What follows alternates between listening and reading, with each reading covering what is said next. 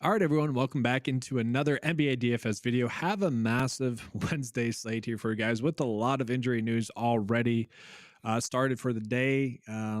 What are your initial thoughts for the slate, Chuck? You can't hear me on the slide? Sorry. We'll switch over. Can you hear me on this one? Yeah. All right. Yeah. What are your initial thoughts for the slate? Well, first of all, I've never seen this many Q tags on a slate ever. This might be the record. Like just scrolling down the list on the Underdog News Network, there's like 25 guys, and most of them are going to impact the slate in one way or another. So we were talking about this before the stream started. Like a few times lately, we talk about a lot of things on stream, and then we get two pieces of news after the stream ends, and it just kind of changes the whole slate. So just today is definitely going to happen.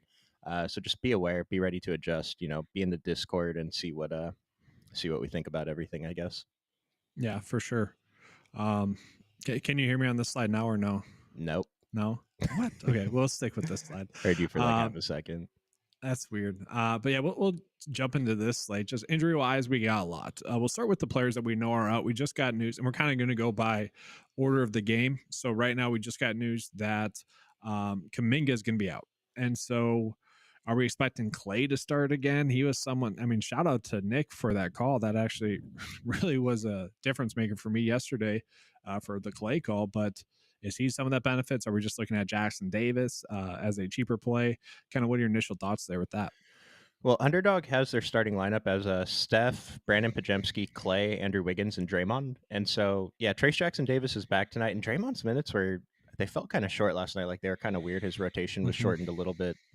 But yeah, I think we're interested in most of these guys as GPP plays. It's really unfortunate to see Steph this cheap, and we're not that interested in playing him. I mean, he's 0%, 1%, and I don't even know if I could call him like, if you're playing 150, mix him in a little bit, but it's really weird to not want to play Steph. Like this is one of the worst matchups to me in the NBA against Orlando. So I kind of get it.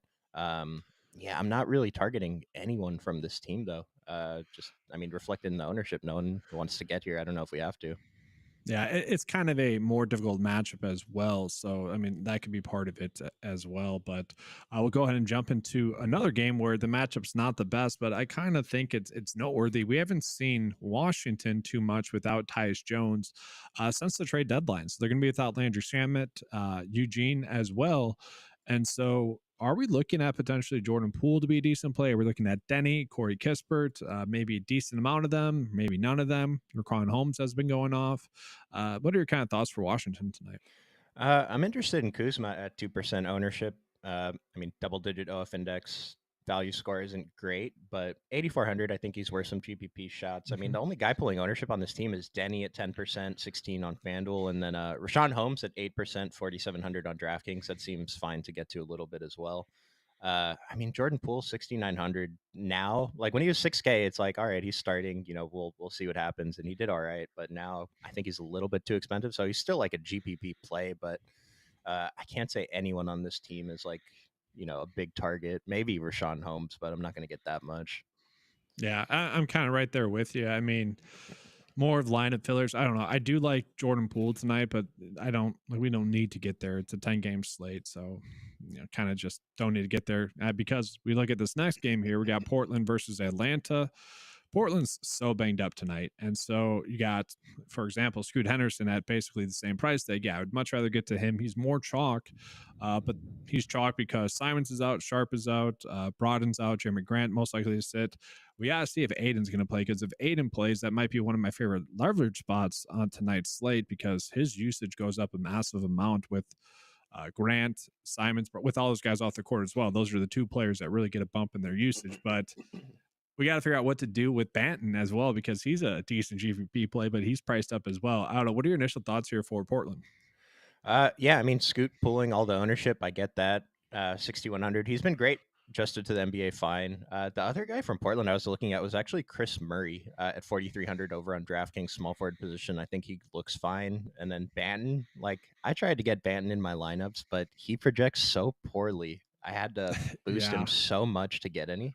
And it's like, this is a guy that put up 50 on the previous slate at 6K, and he was, I don't know, he was a few percent owned. He's even lower owned today. Like, I don't know that we have to chase it, but again, if you're making 150, Delano Banton, like a player capable of putting up 50, and he came off the bench last time too. So, and like his price is enough to, if he gives you, I don't know, let's say 28, like that's going to hurt you, and especially on 10 game slate, but like you can kind of stomach that. But it seems like you're either playing Scoot or Banton from this team to me. Like we just saw, like Scoot didn't have a great game, so Banton went off. I don't really see a different scenario there.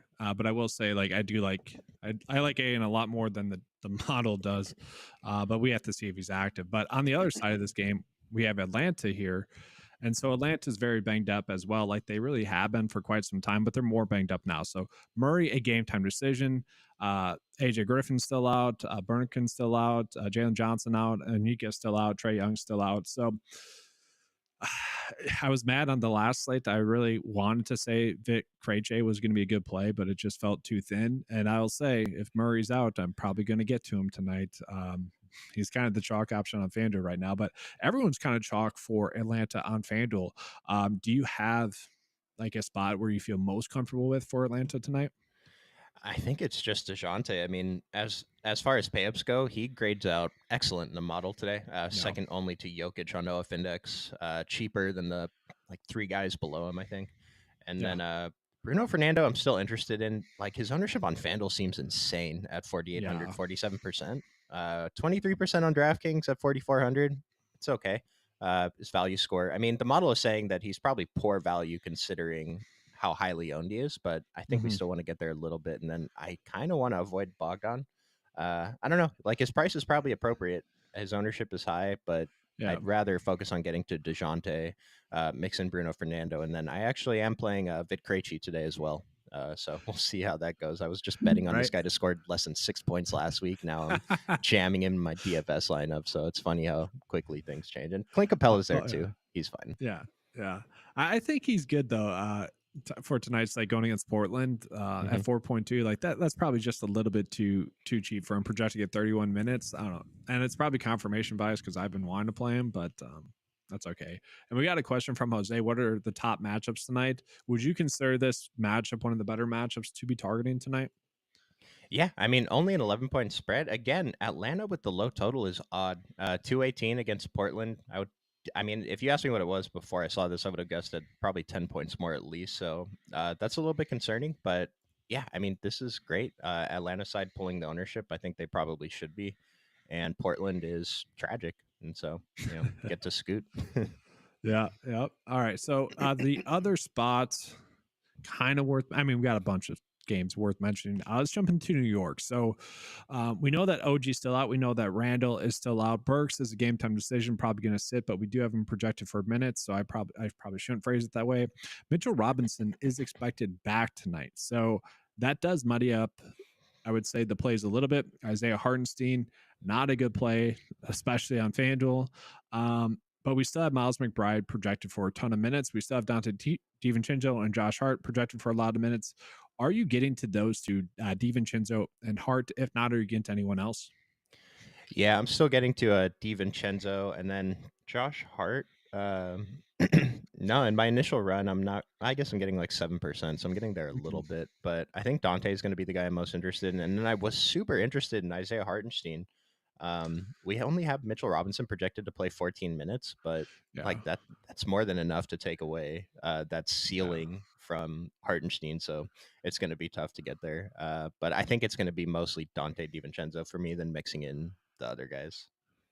So I will say, yesterday I kind of said I thought Kevon Looney was kind of worth a look at min price. It's a 4-game slate, trying to find something. And we don't need to do this play at all tonight. But like if Burks does play and does get, let's say, around 15 minutes, again, we probably don't need to do this. But at 3.1, if it was a smaller slate, I think he would be in play. But I don't know. That's probably too thin tonight, right? Yeah, I just don't understand. Like Bojan Bogdanovic, like even Alec Burks, these guys are good at basketball, but Tibbs would rather run out his guys for 45 minutes than play these guys for 15. So I don't get it. I mean, it's just tough because the minutes are so probably just not there. Yeah. And then on the other side of this game, which is Toronto. So again, let me go through the injuries here. We got Scotty Barnes out. We got RJ Barrett out. We got Boucher out. We got Carton out. We got Joachim Pertl out. We got Jonte Porter, Mr. Gambler himself, makes our community. I don't know. Are we proud of him or not proud of him? I don't know. But then we also have Quickly out. We're not proud of him. I think he's an idiot. Right? Yeah. Like, go get a contract, dude. You were about to go get a contract. Why are you? Have you seen his Discord? Like, he sells options trading and crypto trading stuff for like $30 a month. Like, what are you doing, dude? And he like was playing decently well too. It was weird. I don't get that. So I didn't know he was drafted in 2020 and he like tore his ACL or something. And it's like he should be done, but he's getting a second chance and he was doing well enough. And it's just, I think it's so dumb. I didn't. So he probably just picked that up when he was injured. It's possible. Just stuck yeah. with it. I'm curious to see what I guess. It could be, yeah. And I mean, I'm curious to see what the NBA comes out with when they the information they elect to make public when they finish their investigation. You're right. That's a good call. But that honestly, that really leaves Toronto extremely thin. But they also are really spreading out the minutes. The only player to me that I want some pieces of, and kind of the public is agreeing, is going to be Freeman Liberty. But we have kind of been there, seen that, and haven't loved it. Do you like anyone here? Do I like anyone? No. Like Gary Trent showed up in a few percent of my stuff. I'm okay with it as a GPP play. Like Kelly Olynyk feels like he should be a GPP play, particularly on FanDuel at 7,100. He is pulling 10% ownership, so it's probably not the worst. And then Freeman Liberty, like you said, like, I don't know, who's the other guy? Nora. Like, we keep trying to make it happen, and it's happened once. It's unlikely to happen again, but at the low ownership, it's not the worst. Warren's just not getting the minutes. Like if he was going to get 30 minutes, I would fire him up with full confidence that you know, but it's just not happening. And so, and I kind of get he's a good scorer, not a good basketball player, if that makes sense. It's unfortunate. Yeah. For him. I do think there's a little bit of potential value in Indy if TJ McConnell and Aaron Naismith are out, but we don't need to go there.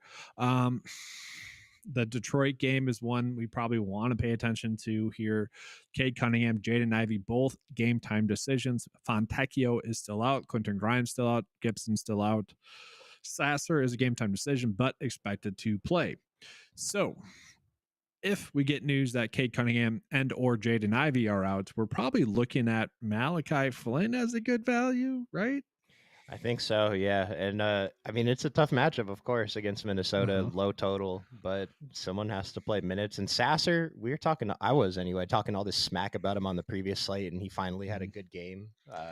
He's up to 5,100. So we'll see. If he's out, then Flynn is probably going to be, he's probably going to become chalk, right, at 3,700.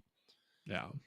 So we'll see. The rest of the team, I don't think we even need to take any GPP shots here. No. I don't think it'd be really worthwhile. I mean, no, just in the matchup, it's probably not worth it. I mean, Fournier, if he gets up to 25 minutes, if those players are ruled out, maybe, but like that probably don't need to do that as well. So we kind of got through most of the injury news. I know Lakers, I think we're expecting LeBron back, but Anthony Davis, do you have a inclination of if he's going to play or sit?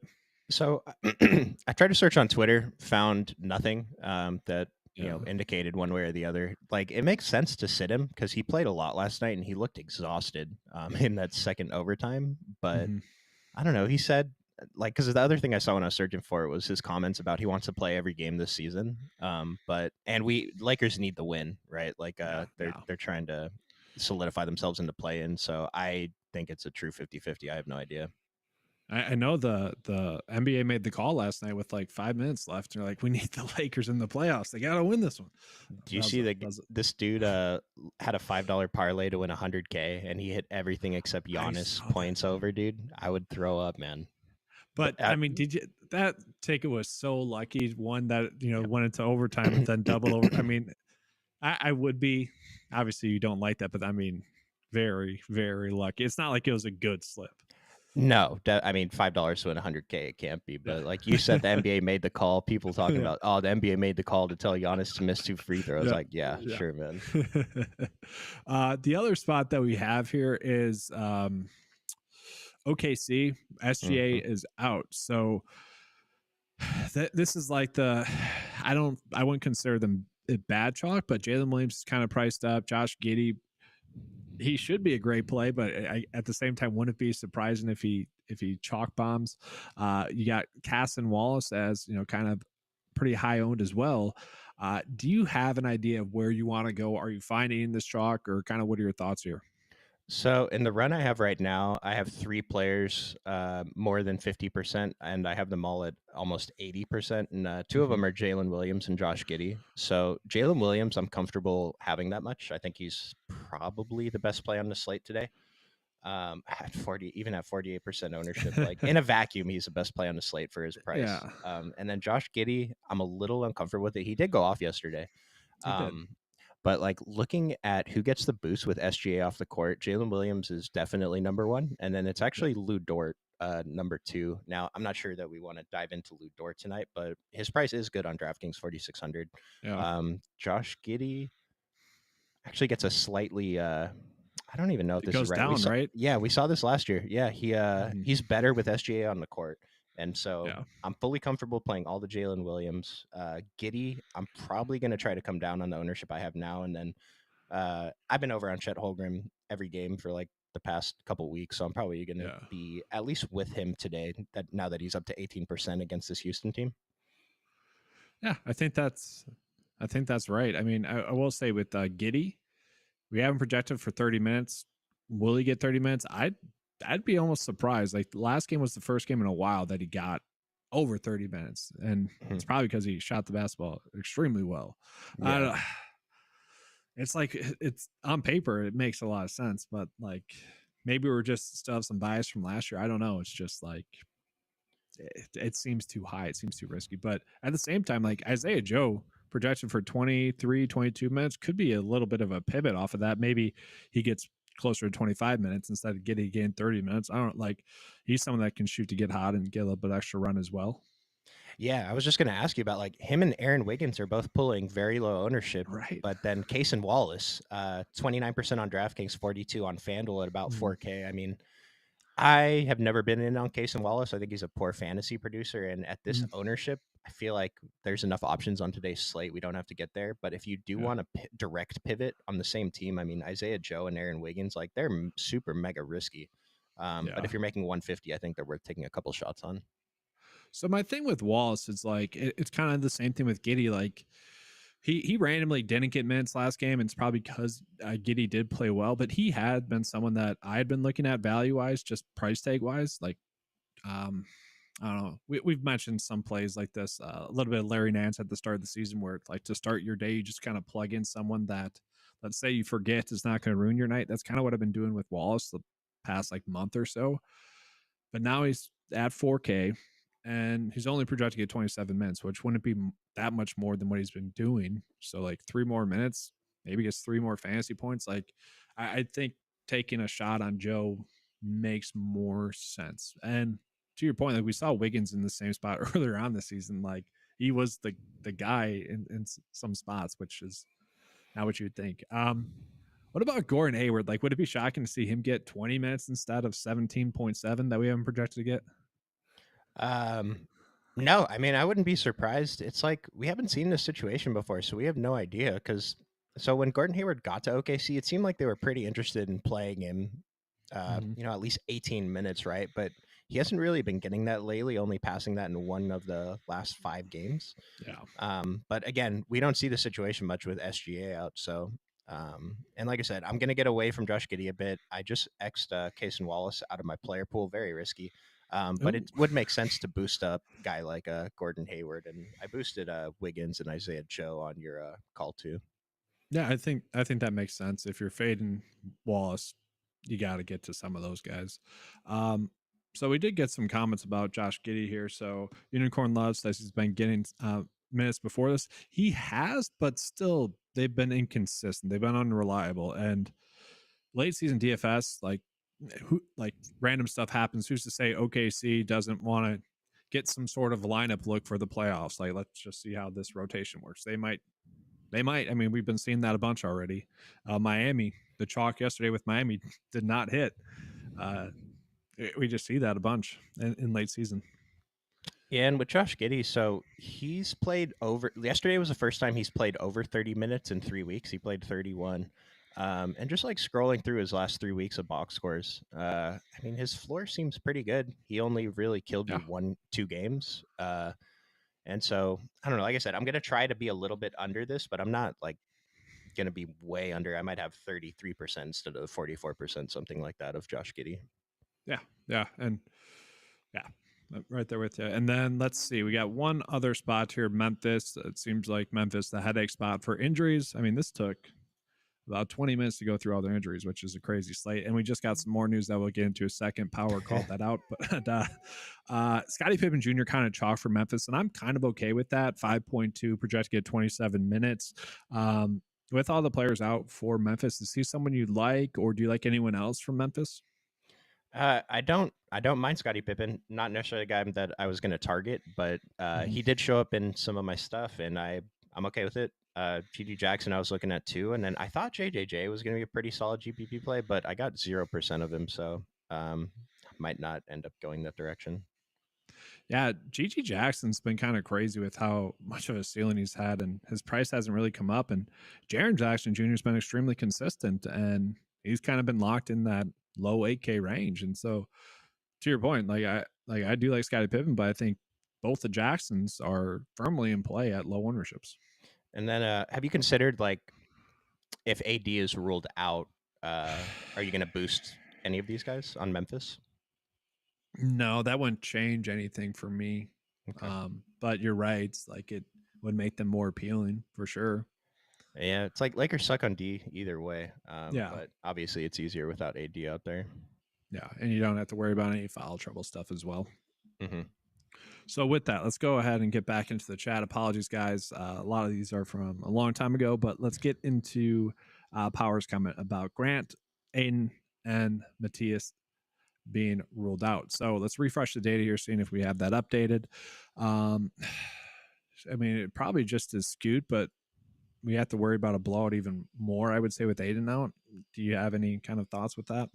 Excuse me. I mean, Duop Reith 5K. He's kind of like, I don't know, I'm like Mike Conley. You know, like if he shows up, sure. Not necessarily trying to get more of him. Still like that Chris Murray shout I had earlier. I imagine his ownership is going to come up a bit, and then I don't know, like Anthony Simons is still out. Scoot Henderson is the primary ball handler. Delano Banton is, even though he's coming off the bench, he's like the secondary ball handler. And so I think we have to have a little bit more interest in Delano Banton. I'm interested to see how his like DK value changes once Aiton and other guys are out of the model. Yeah, I agree. And it might almost be worth, like, GPP wise. I don't think any of these backups are going to get much love, but like, it wouldn't be surprising to see one of those random Portland backups like get extra run. Like Rupert, we don't like, I would say, but like, wouldn't be surprising to see him get 25 minutes and 6x at that price tag. Hagens, I really haven't seen much of, but like, again, he feels too cheap now with all those players out. Like, it wouldn't be surprising for him to have a decent game. I'm very interested to see where those two players specifically, where their minutes get to tonight. And then, I mean, Jabari Walker is somewhat in play. I would just say, like, if they're going to come in low owned, let's say under 5%, which I think they will on a 10 game slate, they could hold some GPP winning upside. Yeah. So Ashton Hagens is a guy that I've been interested in. He was actually out of the rotation for a few games, but the last 2 games, he did play 21 and 24 minutes, and so that's not a bad call there with what 3,400 0% ownership. Super risky. Against Atlanta as well, you know, it has been a nice spot. It's only 218 now tonight, but don't hate it. So let's see here. Any other questions? No, not really. So, all right, we got to the positions. So let's go ahead and get to the point guard. So you kind of already mentioned that you are probably trying to pay up for DeJounte Murray if he's active. You're perfectly happy to eat that chalk? Yeah, I'll be eating the DeJounte chalk. It just he's really good. Portland's really bad, and he projects outstanding today in the model. So I will say I'm a little bit surprised looking at the two Houston guards. Ownership 1% for Jalen Green, who's been going off, and Fred VanVleet 3% on DraftKings. A little bit higher owned on FanDuel for both of them. I would say it's not a terrible matchup going against OKC now, but maybe I'm looking into it wrong, but I mean, Jalen Green's been going off. He probably is a little bit too high priced, but he has held some pretty good upside. Same thing with Fred VanVleet. I don't know. Do you like either of those two? Maybe Eamon Thompson you like? I just feel like those two hold like 50-point upside.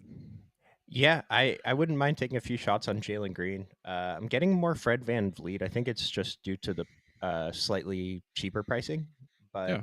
it's like I talk about this like defense first position. SGA is a good defender. I kind of think he got overrated though.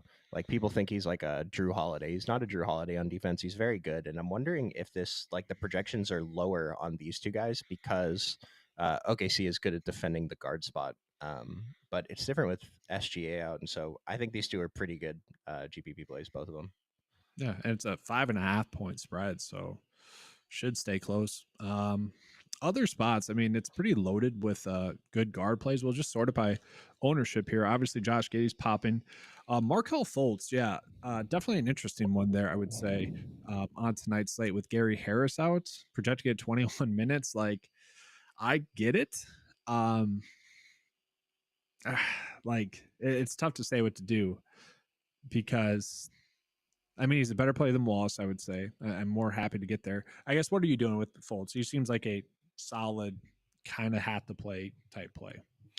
So a few minutes ago, I mentioned that I have three guys above 50% ownership. Two of them Mhm. were the Thunder guys. The Yeah. third one is Cole Anthony, actually. Is it? Okay. I somehow missed Markel Fultz pulling that much ownership. He's 3,300. So I thought Cole Anthony was one of the better plays on this slate at a cheap point guard spot. I need to probably rerun my stuff with Markel Fultz, though. I mean, you definitely want to get some Fultz, but I think Cole Anthony makes a lot of sense as well, GPP wise. Yeah, I mean, half the like I thought he was a better play regardless, even at the price, and he's coming in at Mm. half the ownership on DraftKings and a fraction of the ownership on FanDuel. Pretty into Cole Anthony today, and then I'll mention Jalen Suggs too. Like, yeah, he's a lot more expensive than Markel Fultz, but he definitely has the higher ceiling right now. So I think those two are really good GPP plays. I don't know if I'm going to get to much Fultz tonight. It's it's such a weird spot. Like, eh, I know we haven't projected for 20 minutes and he's going to start, but he really hasn't went above 20 minutes too much. So it's not like his role might not change that much. Like, I feel like we really need another one of the guards to sit out for the other two to get a massive minutes bump. So it does somewhat feel a little bit like a trap, but at the same time, he should hit value. You know, like he probably will give us 16 fantasy points, which take it or leave it, I guess. You know. Yeah, that's 16 fantasy points. That's when they come back and yell at us the next day. Yeah. Well, yeah. Exactly. Yeah. Fultz. I Um, mean, he's been bad. Markel Fultz, he's been really bad. I don't see a ceiling. I think this is probably bad chalk. I'm gonna probably gonna just fade him and who was the other guy I was fading? Another cheap guard. Wallace. Yeah, Wallace. and Case and Wallace. Yeah, and then that's already enough. Like, look what happened yesterday with Delon Wright and Patty Mills, man. Like, this is a similar situation. It's different. They're on different teams, but there's so Yeah. many options today. We don't have to go to the plays everyone else is playing that are not great.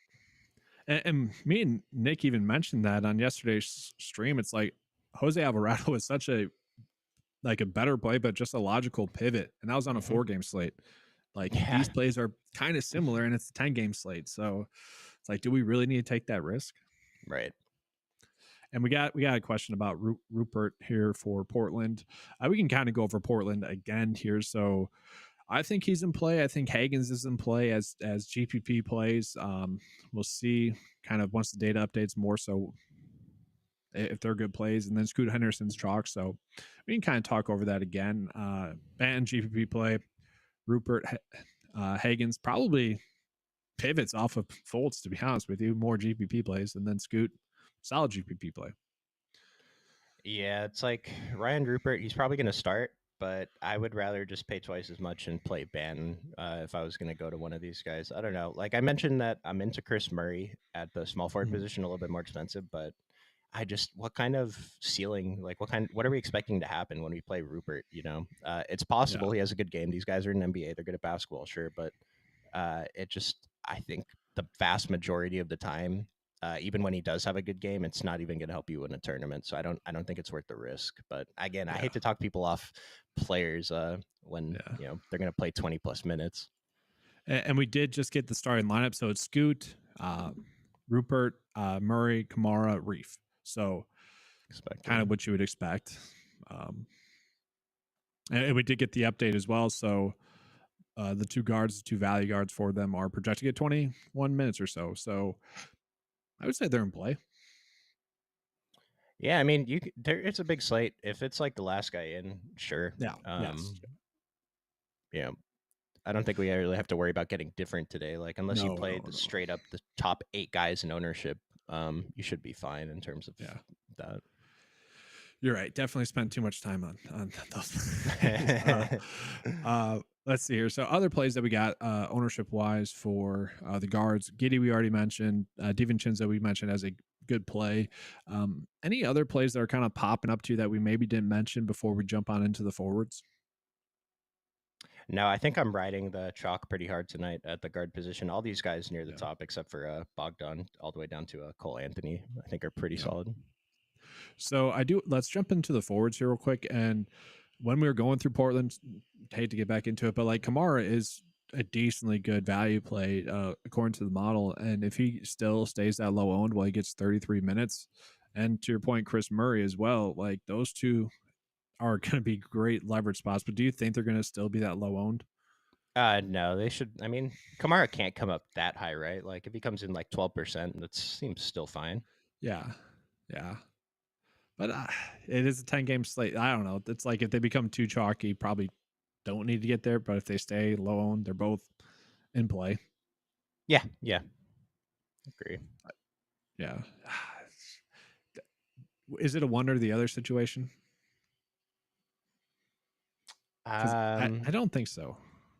Yeah, I'm not gonna set that rule, and like I doubt I get that many anyway. But it's like if I do, I don't mind it. I'm not gonna hand build it together probably, but it seems fine.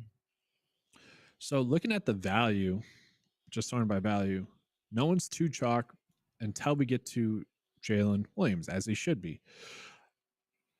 Dort, we kind of mentioned we don't like, but Wagner popping up there, it's a little bit shocking at that price. Caruso's a forward on DraftKings. I don't know if we need to get there. Green seems fine, but don't need to force it. Like Jackson probably has a bigger ceiling forward wise.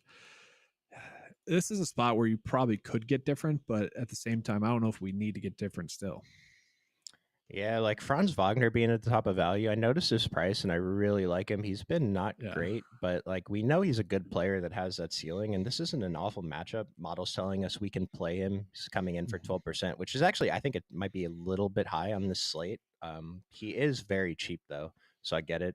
Yeah, I mean, I don't mind mixing all these guys in. Lou Dort, even Kamara a little bit. Jalen Williams, though, I already mentioned, is probably my favorite play on this slate.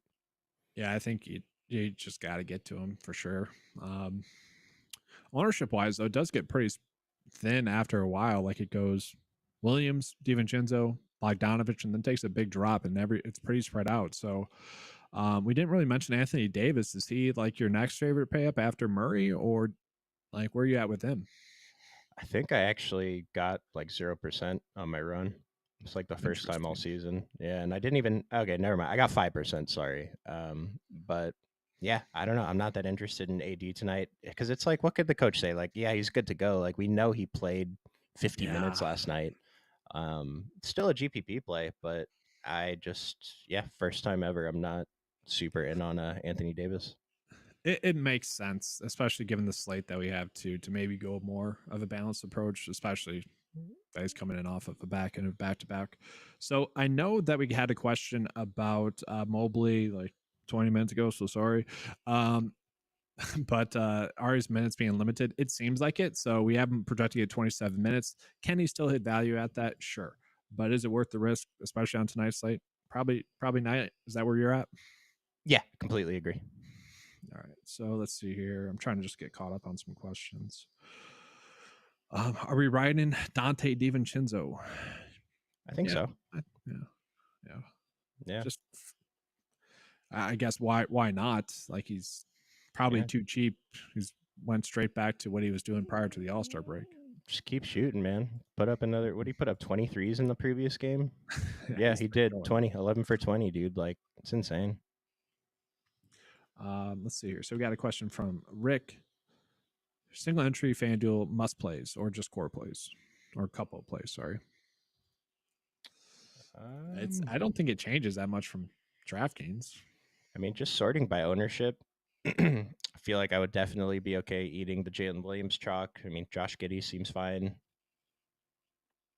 I don't know. I don't love anyone else just scrolling on FanDuel. I didn't build lineups today, so I'm not sure.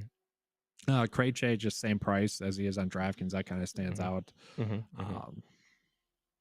Let's see.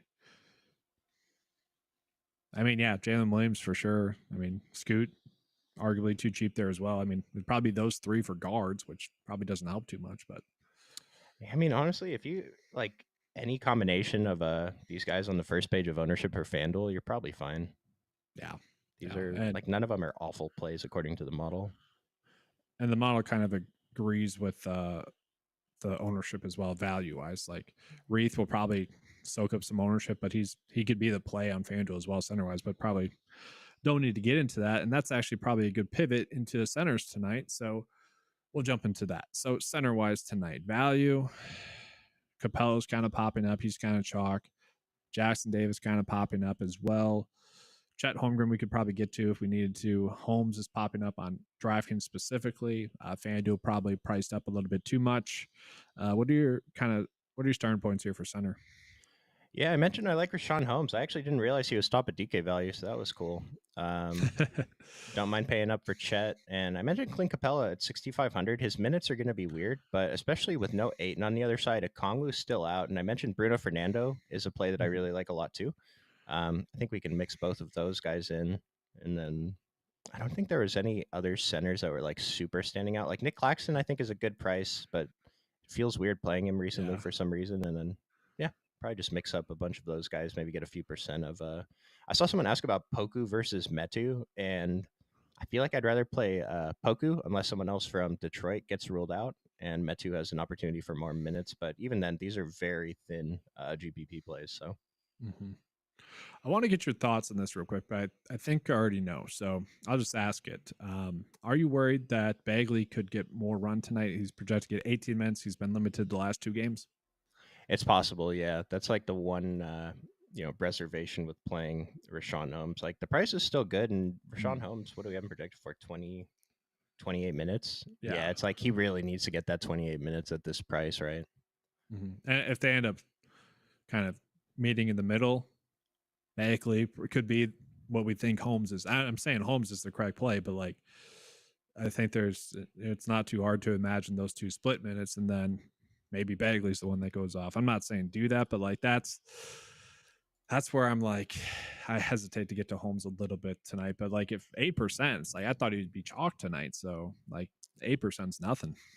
Yeah, like so the last 2 games, Bagley's been back. Bagley played 16 and 17 minutes, and then in the last 2, Rashawn Holmes played 31 and 28. And so yeah, it's a matter of are they ramping Bagley up to play a few more minutes tonight? Because if Holmes, I mean, like I said, if he gets that 28 minutes, I'll be very happy to play him at this price. Even like 26 minutes would be awesome too.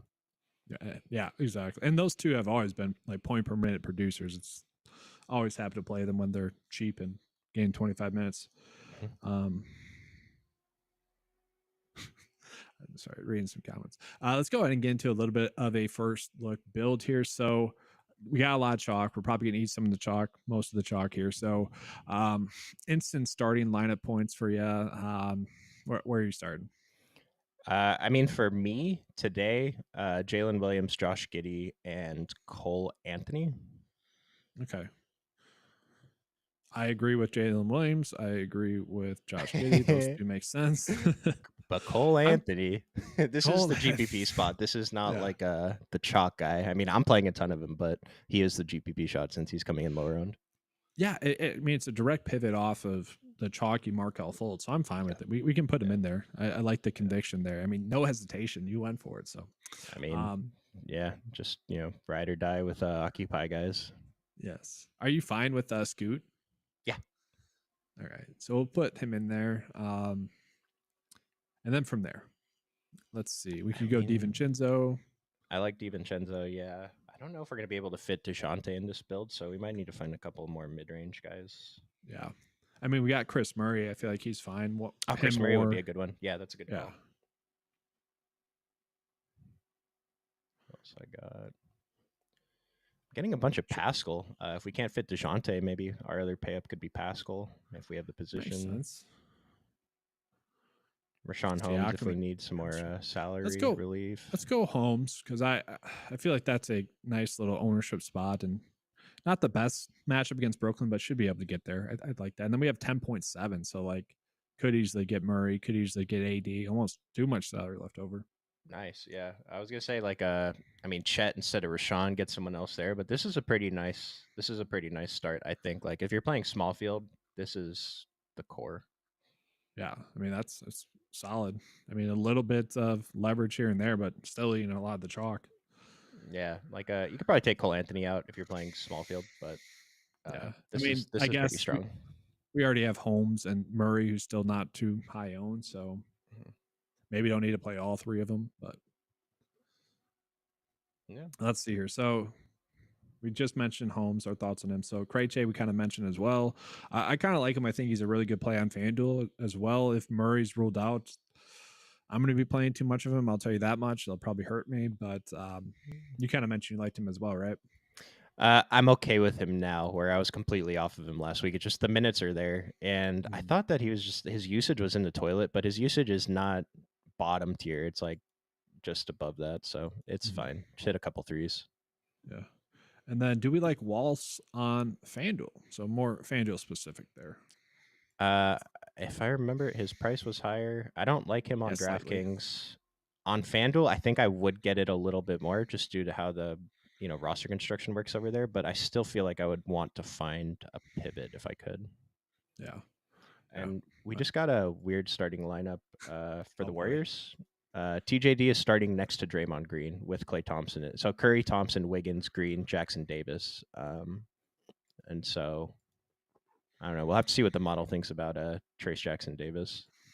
Yeah, that'll be updated here shortly. But he's probably, I mean, decent. I mean, Holmes is cheaper. I was going to say could probably play him instead of Holmes, but that's interesting for sure. Yeah, TJD already has a good value score. I don't know if the model already thought he was starting. It had him predicted for 27 and a half minutes, and he already looks really good. So we'll see if that updates anymore. And I don't think we got any other news. I mean, Cleveland confirmed starting lineup: Garland, Strus active tonight. So a little bit different. Or sorry, Strus active. That's a little bit different than what we've seen. I don't think we got anything else other than that. Yeah, it seems. I mean, we're gonna get a flood of info for. Shout out to Nick doing the Discord, probably starting right about now. He'll get you guys ready for the slate instructions in the description below. We were joking at the end of yesterday's stream. It's like, all right, would you rather do the live stream or the Discord? It's kind of really just depends when the news hits, right? Yeah, right. How many games are? That's a good one. Yeah, I don't know. But yeah, that's going to be it, guys. Jump in the Discord. There will be a lot of news that breaks here in the next probably 20 minutes, if not after lineup locks. So being in the Discord just in general, even after the live stream in the Discord is over, is useful. Yep. You got it. All right. So that's going to be all, guys. Being here same time tomorrow. Catch you guys then. Appreciate you guys. Thanks.